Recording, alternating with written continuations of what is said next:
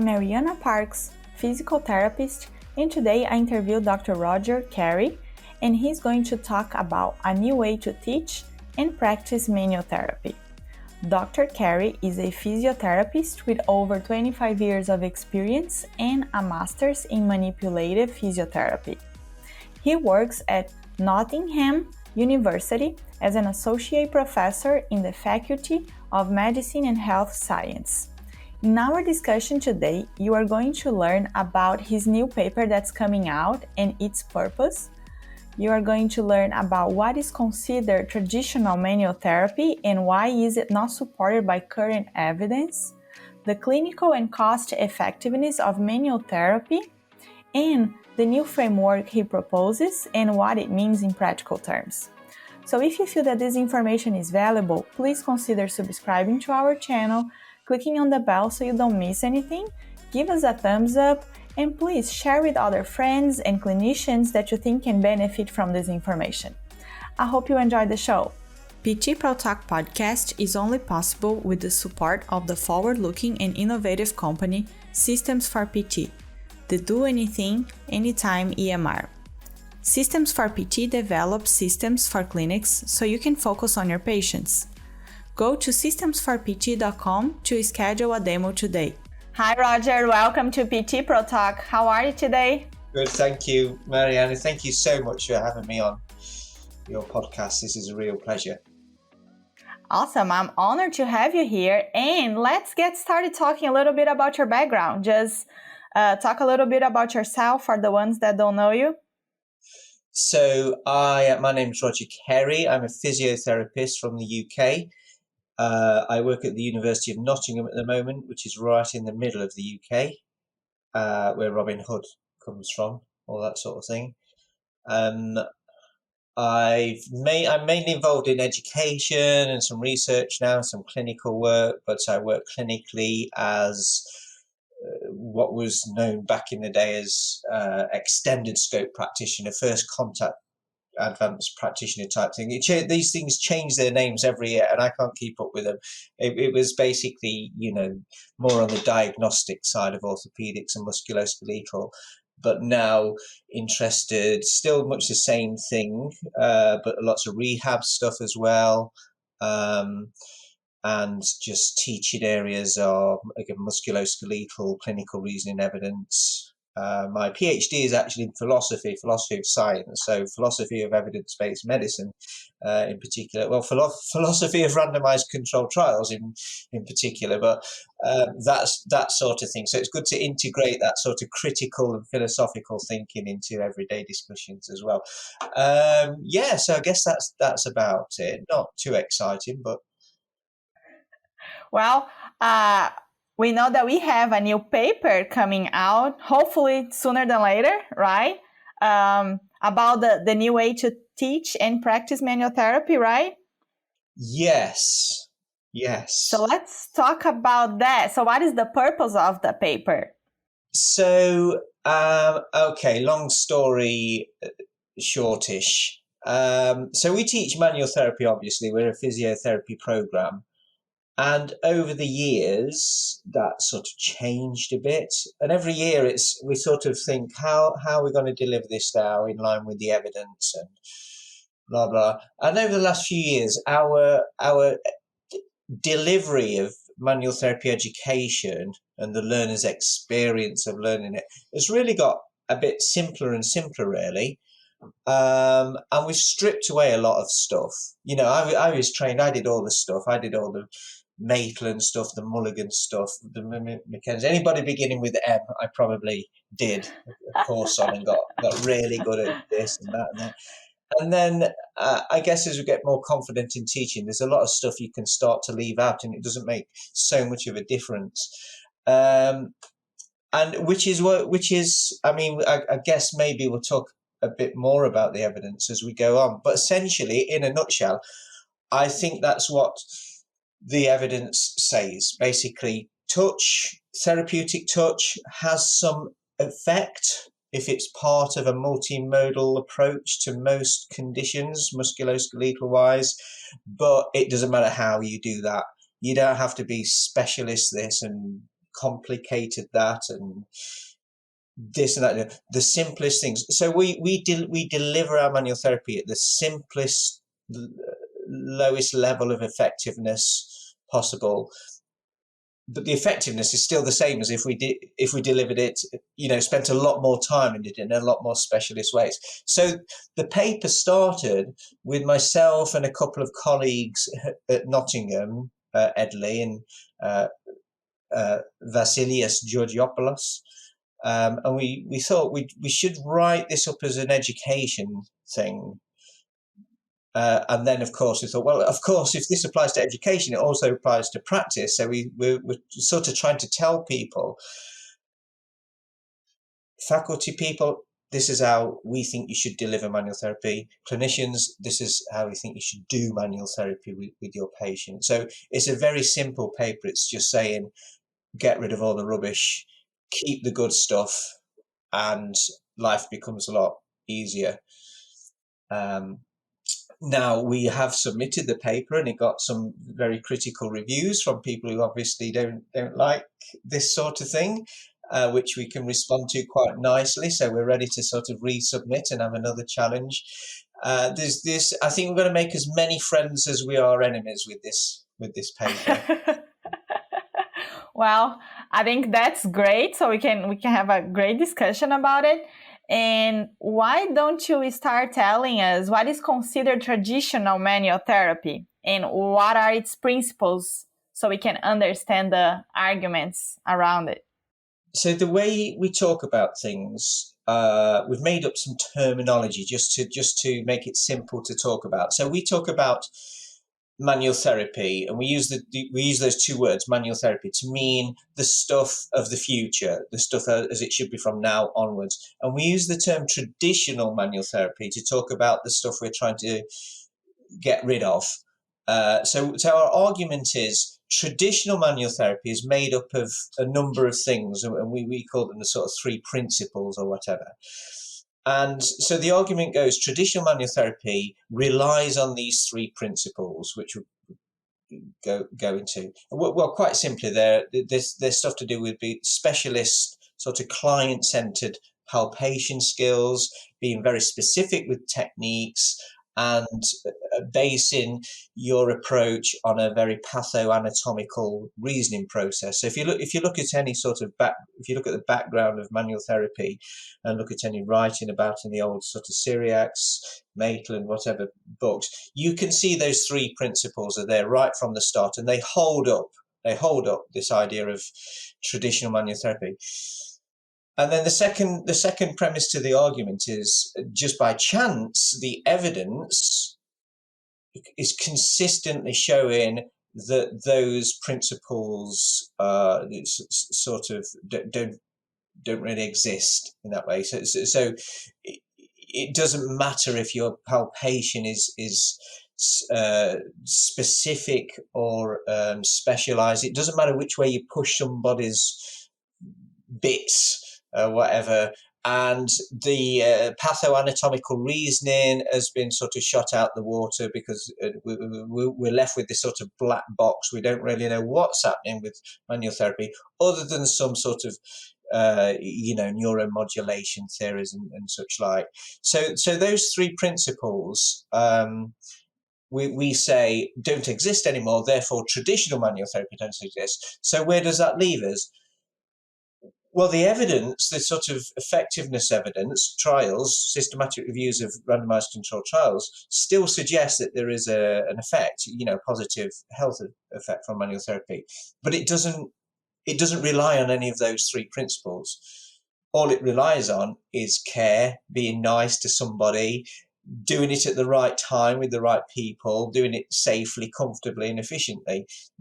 The sort of normal things of good practice in any area, whether this is exercise or medicine or whatever, just those basics. So we found that we can actually teach that just based on those humanistic principles, and we don't need all that specialist stuff, and people still get really good at doing manual therapy, but it's far more efficient, and the effectiveness is there. So that's the sort of background argument. There was this thing called traditional manual therapy built on these three principles. Evidence has sort of destroyed those three principles. What's left? Something really nice and simple, actually, that's still effective. And that's all we're saying. It's really just common sense. It's really nothing more than straightforward common sense. But what we're trying to do, what we've done, we've written the paper between the manual therapy professions. So it involves chiropractors, osteopaths, physical therapists, and soft tissue people as well. And there's this sort of consensus between those three. And these are people from the UK, from America, from Europe. So it's a spread of people and a spread of countries, and they're all saying, actually, in chiropractic, that's about the same as well. We used to think this, and now we don't. So we're all saying the same thing. So hopefully, this is a nice interdisciplinary, cross-profession, sensible, evidence-based paper. That's all it is. And what I wanted to ask you is, why do you think that these traditional manual therapy principles are not supported by the current evidence? I think it's just, there's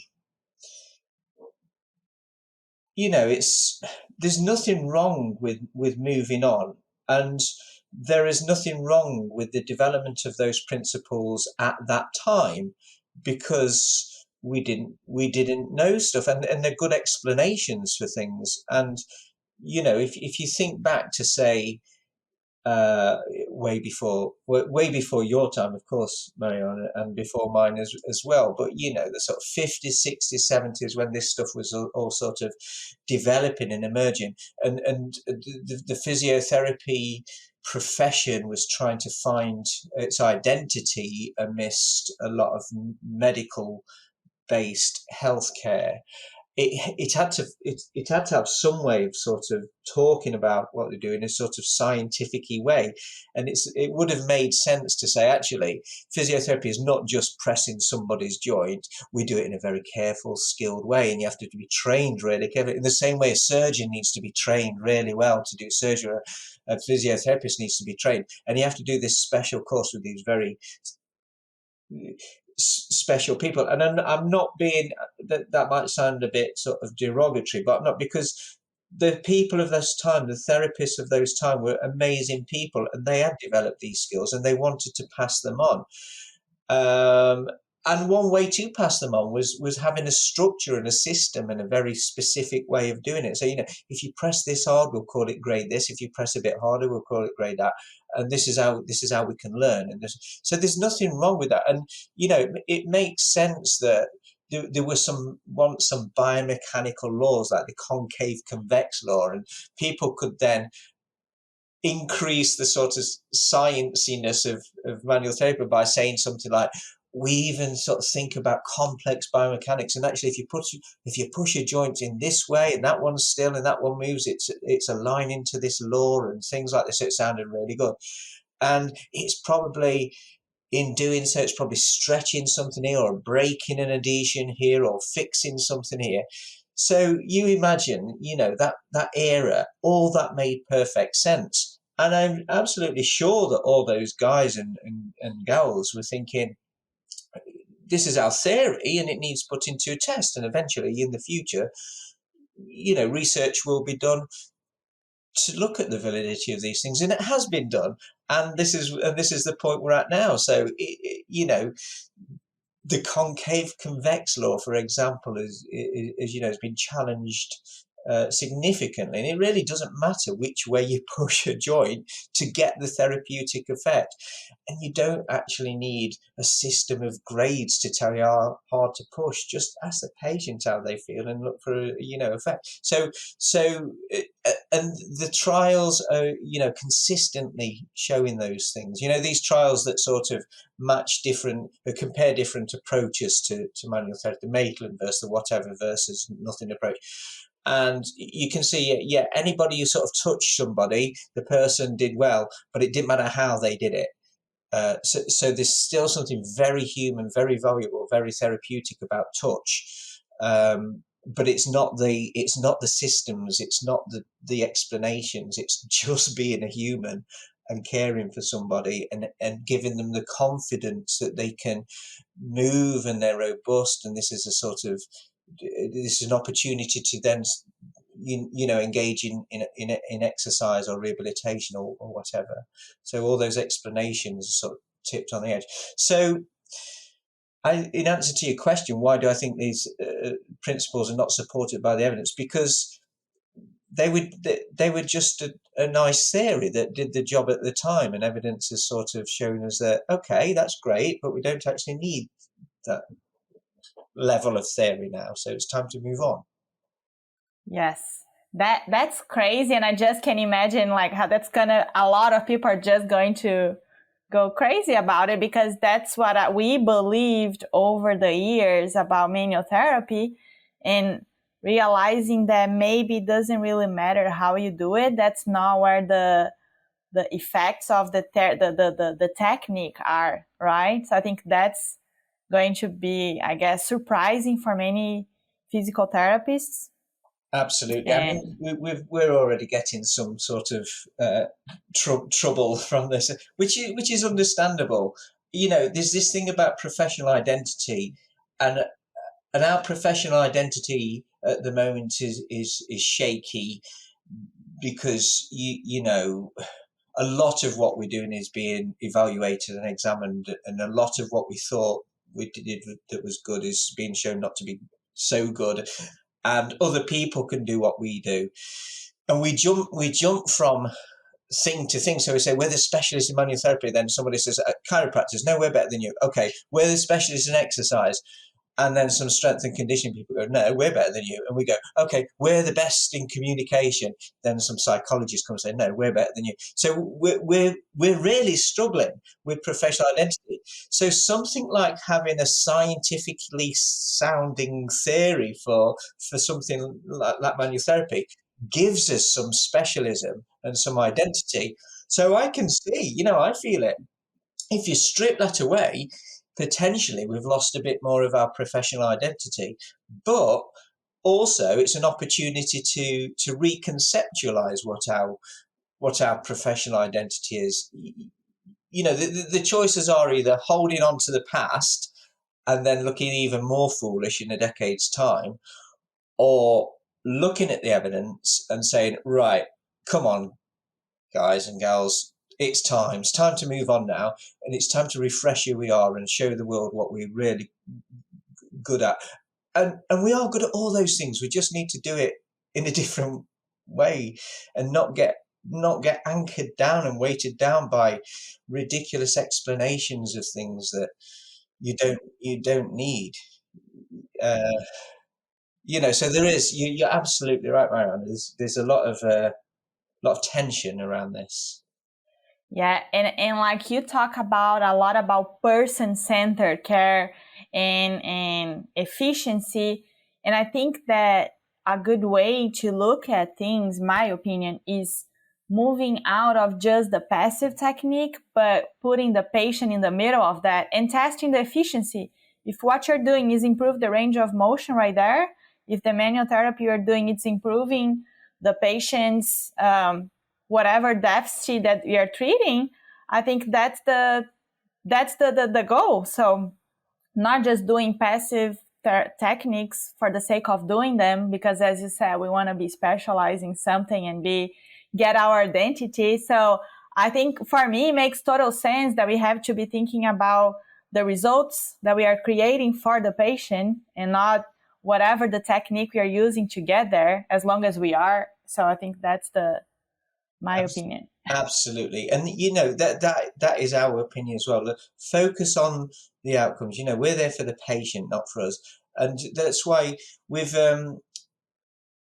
tried to introduce a bit of the terminology in the revised paper. So when we say something like specialized palpation, what we mean is essentially this idea of client-centered palpation. We do it for us. We do it for clinician-centered palpation. So, for example, I'm palpating to see how stiff I think it is. So, it's about the clinician, not the patient. If we did patient-centered, say, palpation, that might be something like how painful is it, because that's a person thing. It's about the patient. And if we focus on the outcome rather than the journey to the outcome, you're right. That's what we need. And all these things can have a role in that. And the idea of passive versus active interventions is a bit silly as well. I know a lot of people don't agree with this, but the laying on of hands on somebody, therapeutic touch, doesn't have to be a passive thing. That can be an integrative, immersive, active thing where the patient has a role in that, in the understanding of their own body. And all we're doing is saying, look, your body's fine, it can move, and we're going to just help it move. Here's us working together for it to move. And now, oh, wow, look at you. Now you're doing all that by itself. So it's a tiny, tiny little stepping stone to the desired outcome, just as you say.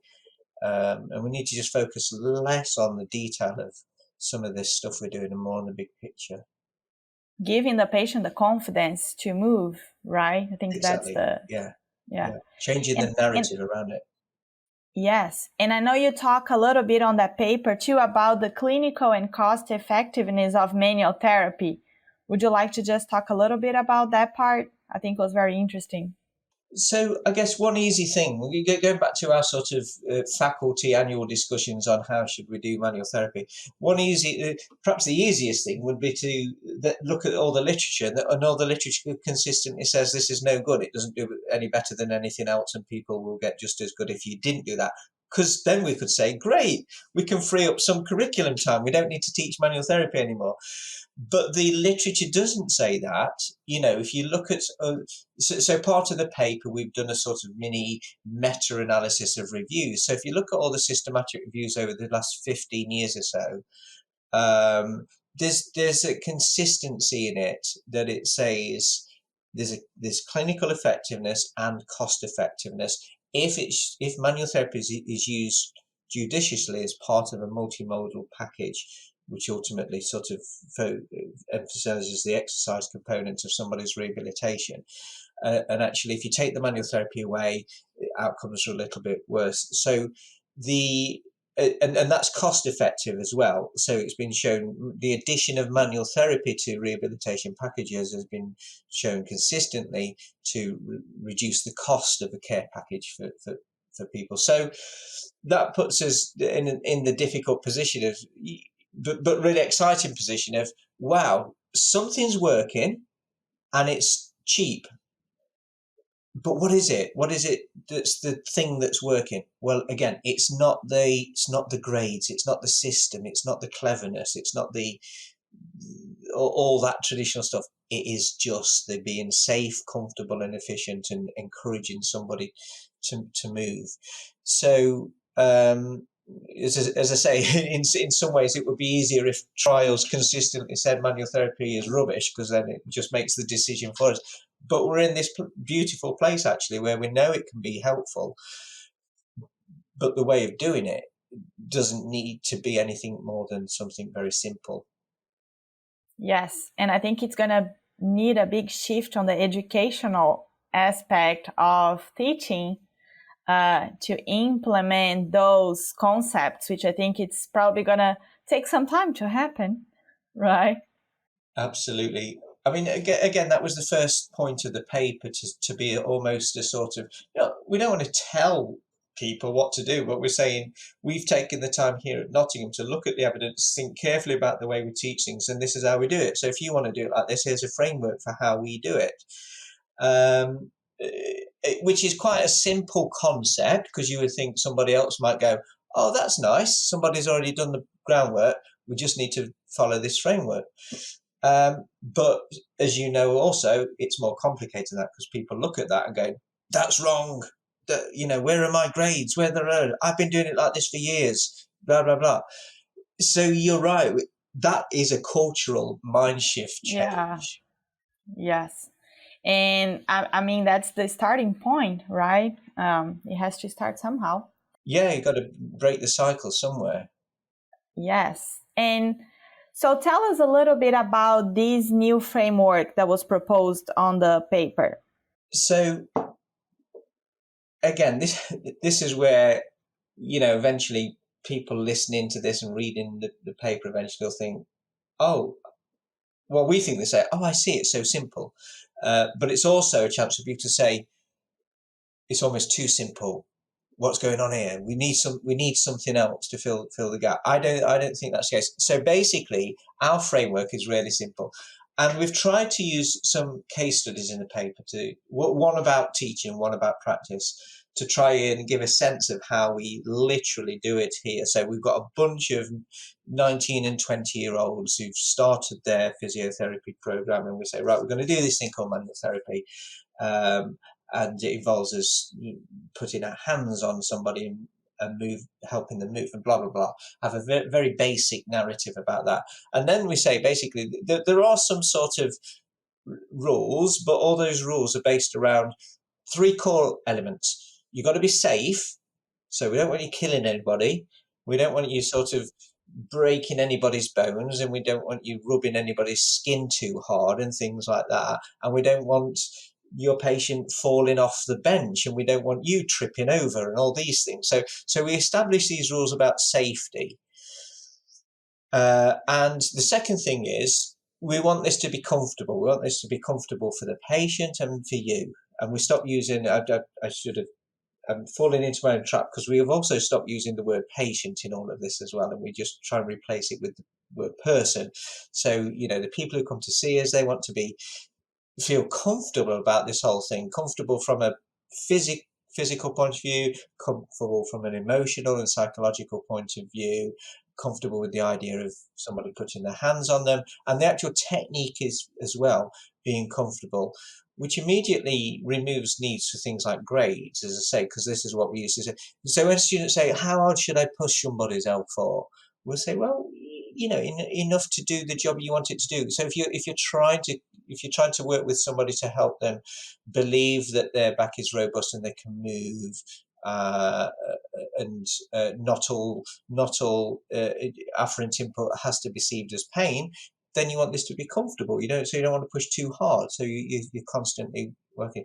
So and then we've got this third thing called efficiency, which is basically do this as few times as possible for maximum output, and the way you do the technique, make it very efficient as well. So think about where you're standing, think about where your hands are placed. It's more efficient if you fix this side and move that side rather than wiggle both sides. So some of that old stuff comes through, fix the proximal side, mobilize the distal side.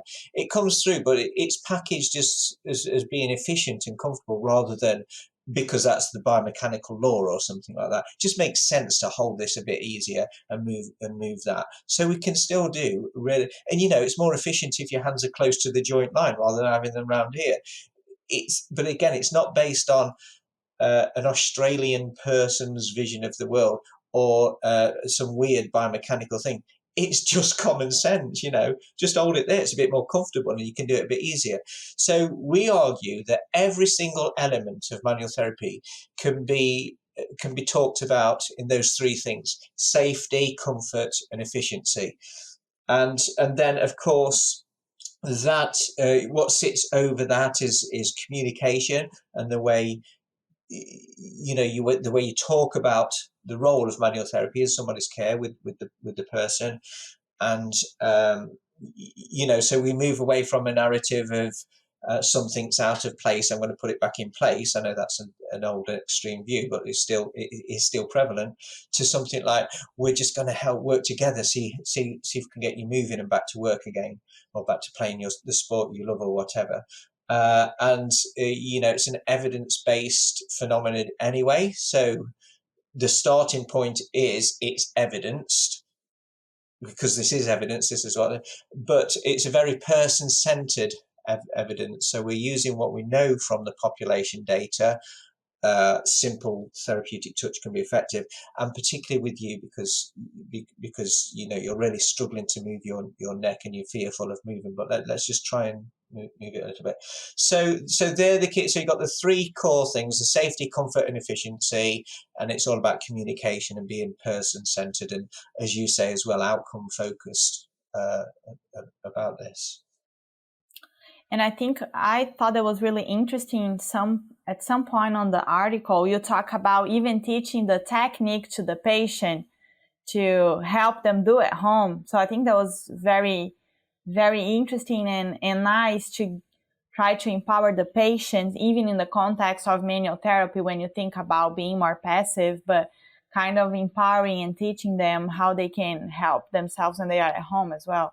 Exactly, and that would fit under our efficiency box, because everything becomes more efficient if it doesn't rely on a healthcare professional doing that. And of course, this stuff's been done for years. We're absolutely not the first people to talk about somebody doing their own sort of movement. That's embedded in all the Mulligan stuff, Mackenzie and things. But it's the framing of it. We're just saying, look, let's work out a way you can really sort of do this, because actually that really stiff midfoot you've got that's stopping you from sort of going running, if you just wiggle that about a bit every hour or so, you'd start to feel the difference. So it's no good coming here every hour. You just go and do it yourself. We'll show you. Just get a bit of non-elastic strapping and give it a good old pull now and again. Just get used to that before you go run or something. So again, it's embedding those things in a bigger picture and engaging with people to improve their autonomy and ownership there. Yeah, I think it's all about efficiency and the outcome, right? Whatever gives us the best outcome. So that's how we should do it. And so talking about in practical terms, I know that you put like 2 case studies in the end of the article, which was really nice to give like a practical example of how to use those things from like a teaching perspective and from like a clinician perspective. Would you like to just talk a little bit about those examples to help us visualize how that would work? Yeah. So, I mean, literally, I'm not making this up.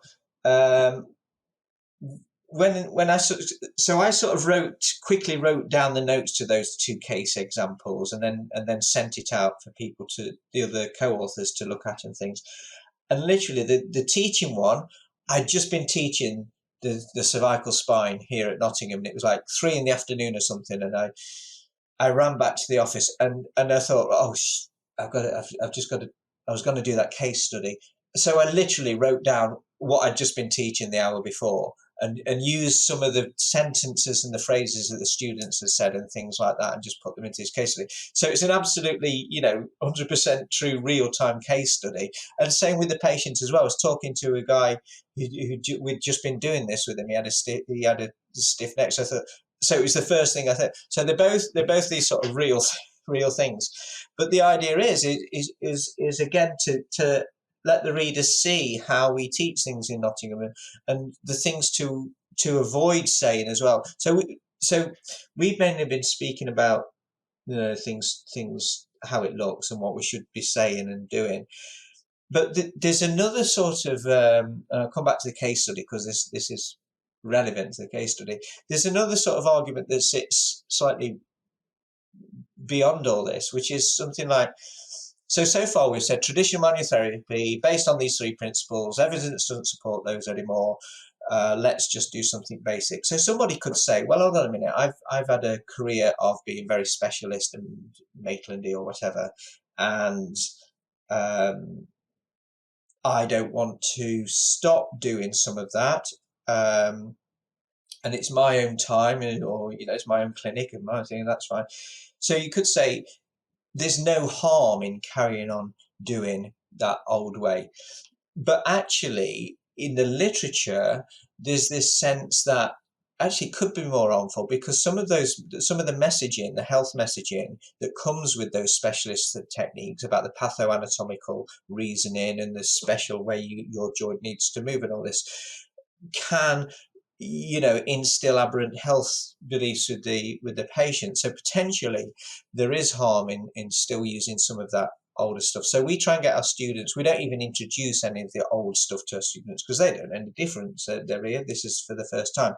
So we use simple, positive messaging, and avoid any reference to things like, systems or grades or anything like that. We just say, look, this is a really safe, careful, comfortable and efficient way to hold somebody's neck. And you know what, if you stand there and you put your leg there, it becomes a bit more efficient as well. And can you see that's easier to do?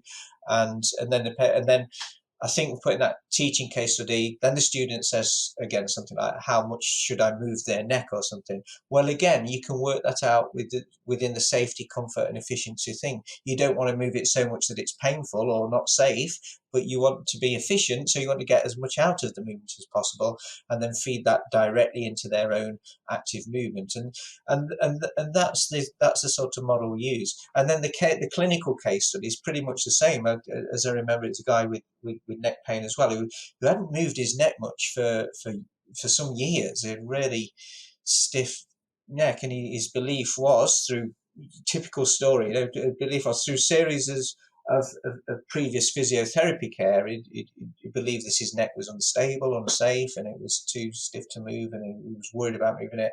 So 3 or 4 minutes of some gentle passive movement communicating with him, and he realized it was okay to move his head, but there was nothing other than being safe, comfortable, efficient. There's nothing special needed about that movement. It was just, me being careful about what I was doing and caring and kind and working with somebody. So the 2 case studies are just supposed to say, look, this is how simple it is. It doesn't really, you don't need the big words, you don't need the big explanations. You just need to be a caring profession.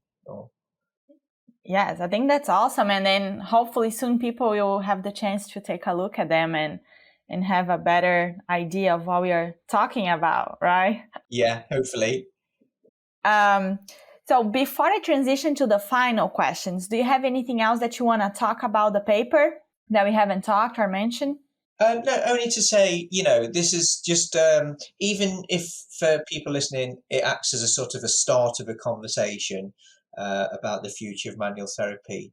And we hope to put on, some more dissemination events, some workshops, be at conferences and things, and talk about things. But it's, the irony is, people have already started saying to you, well, why don't you do like a 1-day course teaching people the new way? And that's missing the point. The irony is it doesn't need a special person to go and deliver a 1-day course. It's just really simple. But maybe we do some sort of visual sort of examples of how we do it, or we live stream one of our classes with the undergraduates or something like that. But what don't really want to happen, and nobody does, but I know what will happen, is people sort of get sense of this and immediately react and say, no, I've always done it like this, I've been on all the courses, I know what's what. We need to start a conversation with all 3 professions and all members of those professions. And it doesn't matter if that conversation gets a bit bumpy, but we've got to sort of be steered by the evidence and be steered by who we think we are as a profession or a group of professions. Yes, and I think we have to have that in mind. The outcomes and helping our patients and doing, that's what the evidence is there to help us do something that's efficient. So I think that's what people should focus on when they get too attached to these point of views and picking their sides and fighting, and it's about the patient and the outcomes. That's what we all want. Remember who we're here for. Remember who we're here for. We're not here to make ourselves feel special or amazing. We're here to help people. Yeah, need a nudge back into engaging with society. Yes. Okay, so let's talk about resource of information. Anything that you want to mention? Any books or papers that you like in particular? This sort of simple question gets more and more complex as the world moves on, because there is so much information. And I guess, I'm still very old school. I still think you can get a lot of good information from a good old textbooks. I know they're sort of out of date before they're even published, but the latest, the Jeremy Lewis's Shoulder book is full of like really incredibly valuable information for contemporary practitioners. So books like that still have a role, and obviously keeping an eye on research, but it gets increasingly difficult. I'm an academic. My job is keeping an eye on research, and I get the time to do that. Heaven knows how a full-time clinician is expected to keep up with a few years ago. We did this little sort of half thought experiment, half quantitative analysis of the amount of evidence that was published. So we just looked at and this was a good 10 years ago, looked at the amount of weekly publications in peer-reviewed journals to do with MSK. And it equated to something like 7 John Grisham novels a day in terms of the amount of words. In other words, if you wanted to keep up with the evidence, you'd literally have to read the equivalent to 7 John Grisham novels every day. So obviously keeping up with the literature in that sense is impossible. So good channels to synthesize evidence like this, like your podcast, brilliant. There's nothing better than a well thought out podcast, or social media does have a really serious role in this. If you know how to navigate things, and to tell you the truth, that's probably my first access point. If I'm interested in, what's the latest thing on Achilles tendinopathy or something, I would go to Twitter first, and then Google, and then PubMed, and then Web of Science, and see what's consistent. But things like Twitter are your first shortcut into all of that, and often somebody's done a lot of the for you. So books, old school books, and quick access routes to complex amounts of information. Yes. Yeah, that's a lot to keep up with.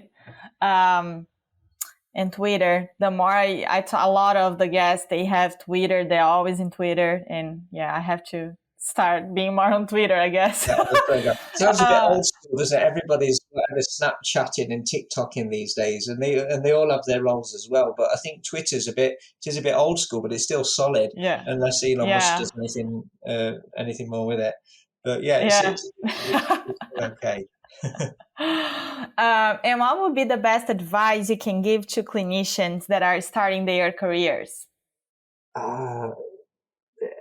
Just be yourselves, and don't get drawn in to stuff that you don't need to be drawn into, and have the confidence that you can sculpt your own career path. People, our recent graduates really struggle with the idea of knowing what they should and shouldn't be doing, and whether they're making the right move or not. If it feels right, do it. Have a mentor, talk to people, but be permitted to not worry too much about, is this right or wrong what I'm doing now, because you'll work that out. That will come, and just have a goal, have an aim. Think, who do I want to be? What sort of person do I want to be? Hook up with mentors who can help you, and just enjoy things. It's a really privileged profession to be in, where people let you into their lives in a way that they don't let anybody else into their lives, not even their family. We should be really privileged with that, and respect that, and work with people. Yes, absolutely. And my final question, what personal qualities and abilities that you think are important to become a successful physical therapist? We just developed this new physiotherapy program, and part of it was thinking, what sort of people do we want to produce? Who are we, turning out the other end? What do we want them to look like? And we had a few sort of stakeholder meetings and workshops about that. And then there's just been a paper published as well, and this is how bad I am, and I can't remember who the author was. I know it's recent, maybe we could put a link up to it or something like that, but it said what are the 6 qualities of a physiotherapist. And of course it's all the stuff that you thought. It's it has been, a good communicator, having flexibility of mind, being adaptable, having some resilience, but being kind and caring. And things like clinical skills come very low down on these lists of things that make a good thing. They're secondary to what we do. Obviously, again, we've got to be safe and good at what we do. There's no doubt about that.